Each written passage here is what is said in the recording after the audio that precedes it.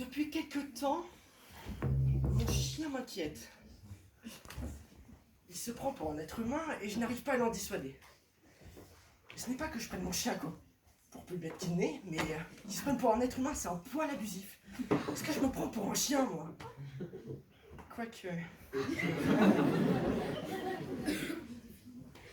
Dernièrement, il s'est passé une chose troublante qui m'a mis la puce à l'oreille. Je me promenais dans la rue avec mon chien que je tenais en laisse et je rencontre une dame avec sa petite fille. Et la dame dit à sa petite fille, va caresser le chien. Et elle est venue me caresser la main. J'avais beau lui faire signe qu'il y avait erreur sur la personne, que le chien c'était l'autre. Elle a continué à gentiment me caresser la main. C'est un nom de Vos.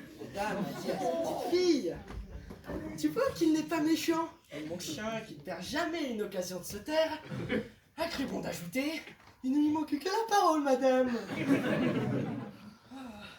Ça vous étonne, hein? Ben moi, ce qui m'étonne le plus, c'est pas que ces dames se soient trompées, non, ça arrive à tout le monde.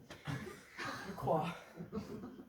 Mais ce qui m'étonne le plus, c'est qu'elle n'ait pas été autrement surprise d'entendre mon chien parler.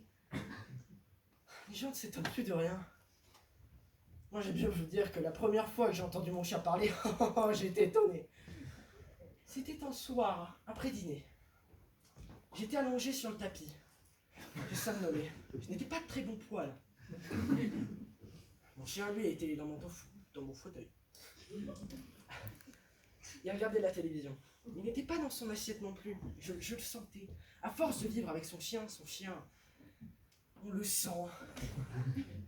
Puis d'un coup, il me dit, on pourrait peut-être changer de chaîne de temps en temps. Et moi, je ne l'ai pas remarqué tout de suite. Je lui dis, mais c'est la première fois que tu me parles comme ça. Et il me répond, oui, jusqu'à présent, je n'ai rien dit. Mais je n'en pense pas moins. Et je lui dis, mais quoi, qu'est-ce qu'il y a? Il me répond, ta soupe n'est pas bonne. Et je lui dis, ta pâté non plus. Et je me suis rendu compte que je parlais à un chien. Alors je lui dis, tiens, tu n'es qu'une bête. Enfin, tu ne parles pas normalement. Est-ce que j'aboie, moi? Quoique...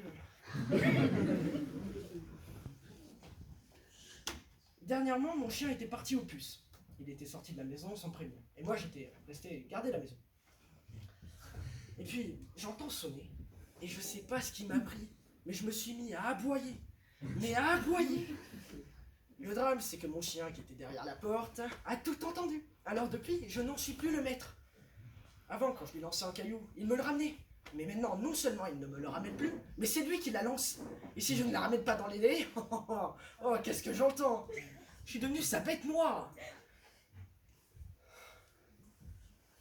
Ah, mon chien, c'est quelqu'un. J'aurais bien aimé qu'il soit là. Parce que...